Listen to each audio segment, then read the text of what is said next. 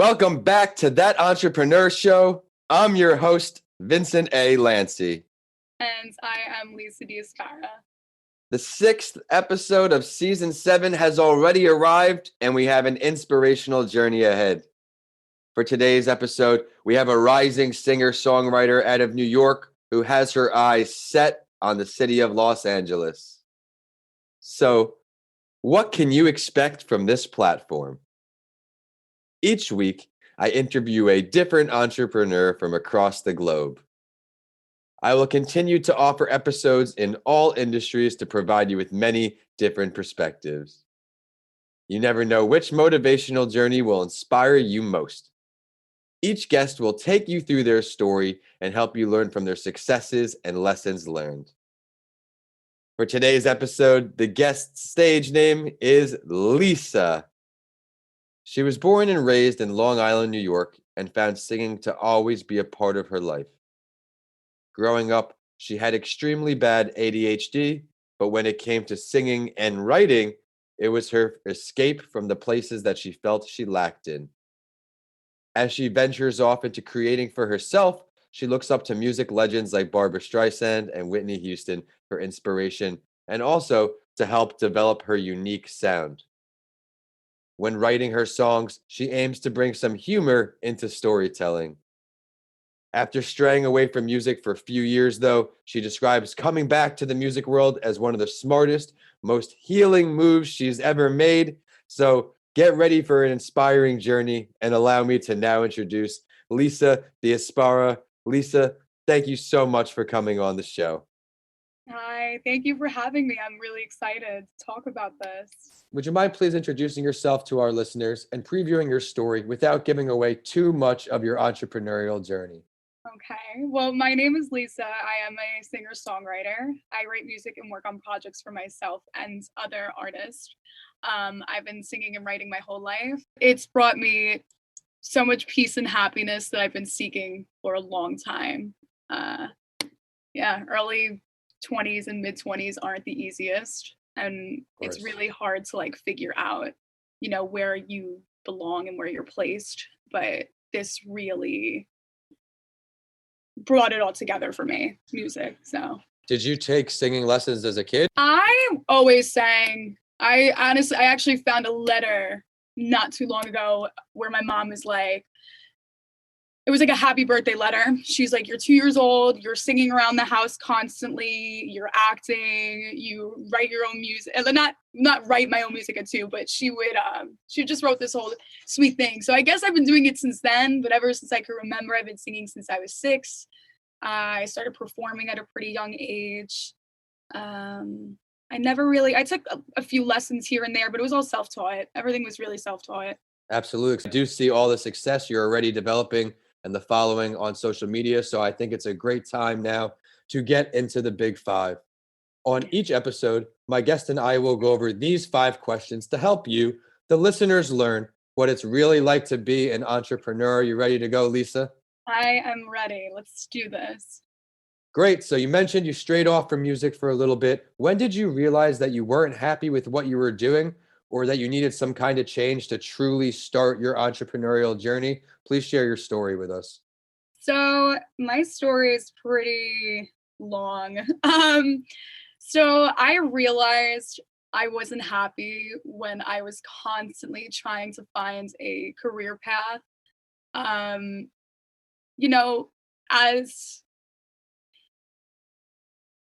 you get older, again, like early 20s, mid 20s, it's really hard to figure out what your niche is and whatnot. And, I feel like as you get older, you let go of passions. I feel like a lot, and that's such a big issue. I feel like a lot of people let go of what they're passionate about. And I believe we're all born in this world to do something that you love. And people stray away from that to follow social norms and to follow what people think is, comfortable. And, so that's what I was trying to do. I was like, okay, you know what, maybe I'll do psychology. I started taking psychology classes and I went into special education. Not that I didn't love this stuff, but I'm like, this is not me. And I was so miserable. I was failing a lot of my classes because I didn't want to go. I didn't want to do that. I was just like, screw this. And I literally became a lost soul. I became walking with everybody else, and I wasn't who I was, and I completely lost myself. I've really been like taking this super seriously for a year and a half, like writing constantly every day, and singing and whatnot, and reaching out to people and finding others who do this too. So about a year and a half ago, I had this guy DM me, and he was like, "Hey, listen, I think you're really talented. I would like to help you in any way I can." I was like, "Cool, awesome." And again, I wasn't like taking it seriously, but I was like, let's see what, he can do for me. Right. So he DMs me and he's like, listen, I have this upcoming artist from the UK. He's going to be in New York. Let me set up a session with you guys. I was like, okay, cool. So 2 days later, I'm heading to Manhattan and I meet this guy, Nadeem, who is now literally one of my best friends. I speak to him every single day. He's witnessed every single mental breakdown I've gone through thus far. So we meet up and he was just such a cool guy. We're showing each other some music that we have. I didn't really have much at the time. And he was like, "What are you doing?" He goes, "You're so good." He's like, why are you not doing this professionally? Why aren't you taking this seriously? And I literally look at him and I'm like, I was like, I don't really know. I don't know. And he's like, "Girl," in his beautiful, enchanting British accent. He was like, he's like, "You need to get on a roll with this." He's like, "Because whatever you're doing right now isn't for you." And I'm like, wow. And I felt like I kind of needed this too. And I had a really rough year previously. So he's like saying all this stuff. And then he's like, all right, so we didn't even have a plan that day. He was like, what do you want to write? Like, what do you want to do? You want to write? He goes, I have an awesome track for you. I think it would fit you perfectly. So, and this is like an empty apartment building we're in. There was like literally a couch and cushions. That was about it. So we took all the cushions out of the couch. We stuffed the closet to make it soundproof. And we recorded this song for hours. We were in there for hours. We wanted to like nail it. And it was great. And it felt so good doing that again. I was like, wow, like I haven't done this in so long. And it's like really hard to find people on Long Island who do music. I mean, there's so many people who do music, but like it was just nice to work with someone who's like from a completely different place, Or completely an experienced artist, you're saying, at least. Yeah. Okay. So it was really nice. And like I remember just being so happy that day, and we got along so well, and everything was just so perfect. And Mhm. like I was like, wow, like I need to do this more. So then I was like I was a party girl. I partied so much, and this was like the ends of my days. But I remember I was like, "Oh, I'm going to the club after if you want to come." And he's like, "Oh, no, I'm going to go to bed. Like, I have a set in the morning." I was like, "Okay." I ended up going to the club that night and I didn't drink. And I was like standing there. And have you ever like walked into a room and you just didn't feel like you belonged? Like you just was standing there and you're like, no, this isn't it. This isn't it. And I just had the most beautiful day. I just recorded this awesome song and I'm at the club now. What am I doing? Kind of like a turning point for you, where now you were going from the party, Lisa, to I'm taking this music thing a little more serious and seeing where it goes. Yeah, that was definitely like that turning point. And then I remember the next day he was like, "How was the club?" And I was like, "It sucked. It wasn't even like it just sucked." Well, it seems like a little blessing in disguise there, because it was such a pivotal moment for you where you knew you had this talent all along, but you were kind of pushing it off to the side to make some money. And of course, everybody needs to provide for themselves financially. We need jobs we don't like. It's part of life. But I do commend how you did make that leap now and you're finding even more success. But since you did make that jump into full entrepreneurship now, what are one or two of the most difficult parts of being an entrepreneur for you? Believing in yourself and getting the proper support around you. Like that, let's talk about that. I think those are, for me, two of the most difficult things I had to like face and battle. So, especially in the music industry, if you do not believe in yourself to the core, if you do not believe in what you're making, it's going to go nowhere. No one's gonna, because when you believe in yourself to your core, you have confidence. But if you don't have that confidence and you're presenting music to somebody and you can sense when someone's lacking confidence. Of course. You just know. So you really have to be strong and just tell yourself like, you got this, you got this, you got this. but that also leads into the proper support around you. You know, if you don't have the proper support around you, it's going to be hard to believe in yourself. How did you create that support group around you that was the support group that you actually needed to start taking it to the next level? Because I know this relates to a lot of people where they have some unsupportive friends. As you get older, you kind of have to really decide who you're spending time with and how much Yeah. time. I don't want to say like my friends were never supportive. I think people were always supportive. I think, again, it's just people look at the music industry like it's the hardest thing to do, but everything is hard. Everything is hard. Well, I can also see there too where it's tough to resonate with people who don't do what you do. And it's tough because as an entrepreneur, my hours are very different than most people's. My current hours, last few months, are 3 a.m. to 3 p.m. I'm most productive in the morning. People aren't going to really understand that in depth unless you're really running it. Exactly. Like I was just about to say that. So what really helped me like shift that and finding people that relate to me or people who do what I do. So I just started, you know, I found a team and I was like, awesome, like this is great. This is somebody who's knowledgeable, who loves to do this, what I do, and who is willing to help me and go the extra mile. Not everybody in this industry is going to do that though, and I've learned. But he was someone who I was like, wow, like okay, this is great. And then I started just reaching out to people more, to work with people, to see, you know, hey, like I sing, I write. If you need me on a track, like let me know. And then I started posting singing videos and people started reaching out to me. So I built a community for myself. And now I'm working with people from the UK. I'm working with this awesome chick from Australia, you know, once in a while. I'm working with people in Argentina. Like, well, you got to keep planting seeds, and that's what you're doing. And you have to find some people who resonate with you in your business, and also in a friends group. You have to just surround yourself with really motivated people. I find it doesn't have to be the exact same industry because you'll have no friends at all then. But as long as people are motivated and they're equally supportive, you're helping each other grow and get better. I think that's what's really important. I completely agree with that. My friend Nadeem, actually, during quarantine, that was such a rough time for so many people, mentally. Yes. Yep. And it's really hard to stay motivated when you're in lockdown and you can't leave and you don't really know what's going on. You're scared to go outside. Like, and especially, you know, when it was all new, it's like, what is going on? And, you know, I was having a hard time finding some passion and some motivation and inspiration. So one day he was like, you know what? Let's get on a group call. So it was me, him, and one of his friends who play tennis. Now all three of us do something different. I mean, even I do the same thing. But, you know, he's more production and he writes and he does sing, but, you know. So we all sat on the phone and said, what are we struggling with right now? What are we doing to make it better? And how can we move forward with this? We kind of just all, because we all, like, we have a tennis player. I mean, I feel like sports and music can correlate. It's just as difficult. It's just as competitive. And it was just nice to hear different perspectives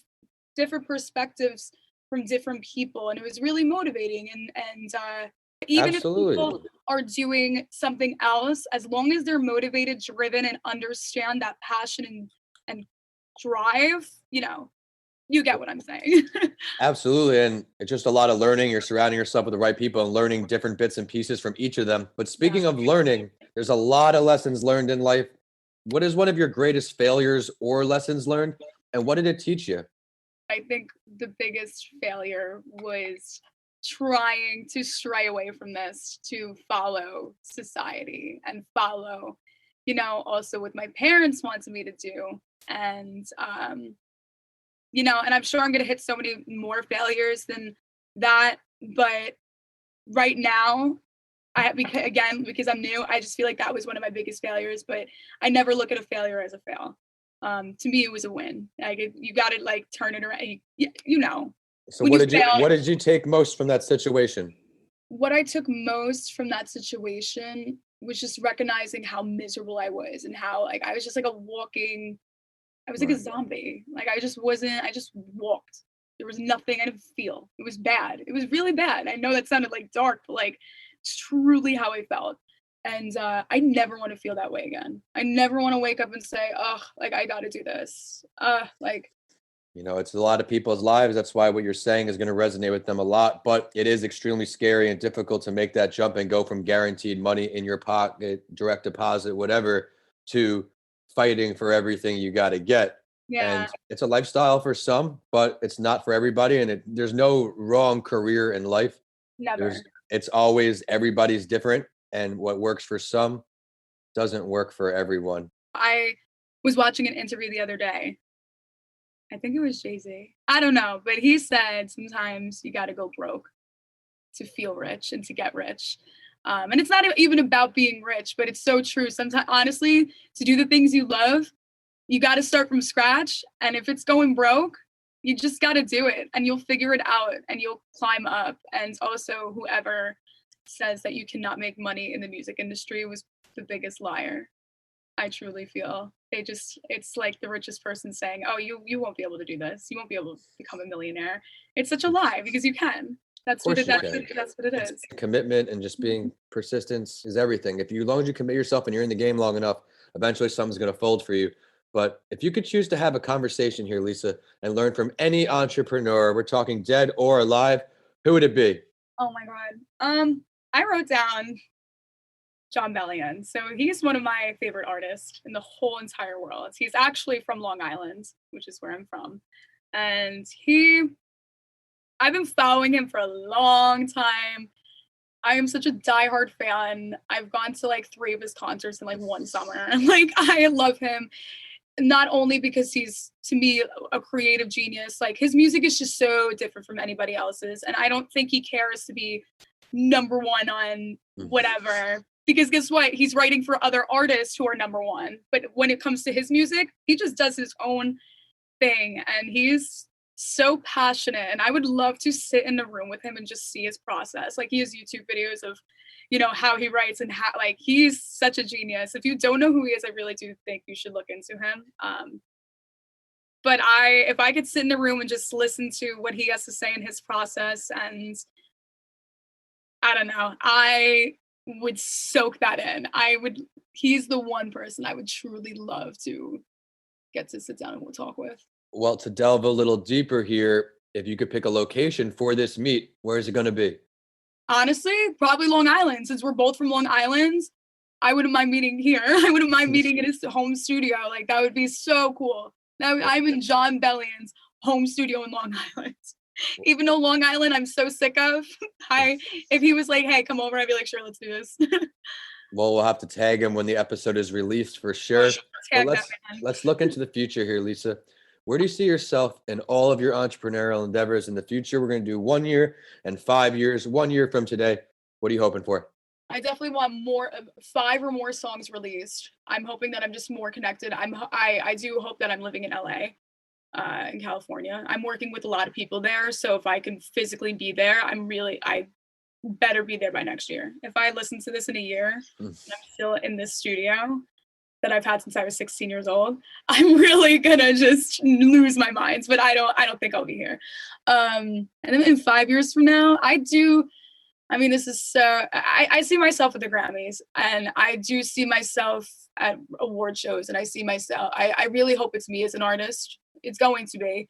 You have to envision it to do it. You got to believe it to see it. Yeah, even if it's me writing for other people, I'm totally okay with that. I just know that I belong in this industry, whether it's me as an artist or somebody else helping someone else. So I'm just hoping in 5 years I'm still doing this. In 5 years I'm 30 and I just turned 25. And if I'm 30 and I'm still not like doing this, I would be miserable. But it's gonna happen. So. Well, it's a slow process for all entrepreneurs, but I think you're on the right path.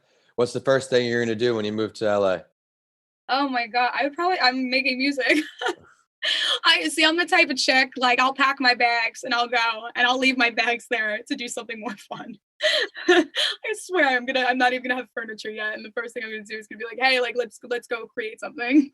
I love the ambition. Well, Lisa, thank you so much for coming on the show today. I know our listeners are going to see all the value in your episode. I loved how you gave a true and honest testimonial where you weren't happy with what you're doing. So you said, I'm going to go not worry about social norms. I'm going to go ahead and make it happen. Now you're collaborating in the UK, all over the place. I also did like why you chose the entrepreneur, not only from Long Island, but because he's creative and he does things differently and outside the box. And you mentioned in your bio, we talked about that you wanted to find your own voice. So I think that's a great resource for you. But it is time for the last word. And I also do this in my other podcast series, A Mental Health Break, because I want the listeners to really get to know the guests I bring on. Is there something that you would like to share that we did not get to touch on yet today? Something that I would like to share is just, especially with the music industry, and I think this is with any business or entrepreneurship that people are working towards, just do what you want to do and don't listen to anybody. And I feel like parents and family are such a big impact on that. And sometimes you kind of, and I feel like this is really something that people are finally speaking up about, but don't listen to them. You can love them, you can hug them, but do not listen to them, because the only person who knows what's best is yourself. Even if it's, and it's gonna sound weird, but even if you're going towards a path that everybody's kind of like, Lisa, don't do it, and for some reason you're like, no, I'm gonna go, that's a lesson right there. Do exactly what you want to do and don't listen to anybody. I love that. Would you mind now please taking the time to share your professional social media, the website, any ways for our listeners to request your services, follow your endeavors? Okay, so my Instagram is LEESA_music. Right now, when you type in my YouTube, you just type in Lisa Diasparra. We got to fix that. We got to put in LEESA. But just type in Lisa Diasparra. Spotify, LEESA. iTunes, again, LEESA, Lisa. Be sure to check out all of her great content. And it is now social media time for the show. And we're on whichever platform you like to use. We're at That Entrepreneur Show on LinkedIn, Instagram, and Facebook. And on Twitter, we're at Podcasts by Lanci. So you have updates from this show and a mental health break. Of course, my handles are at Vincent A. Lanci on all social media and YouTube. And my website is vincentalanci.com. If you check out my books, DM me. I would love to hear from you. We have Mr. Lanci Talks Mental Health, Left for Dead, A Story of Redemption, and How to Transform Your Mindset When the Norm is Changed. All are on my website now. And as always, I will end the show with a quote that inspired me, and know it will for you too. This one is from Katarina Fake. She said, "The most successful entrepreneurs I know are optimistic. It's part of the job description." Thanks for listening, and I'll see you all on the next episode of That Entrepreneur Show.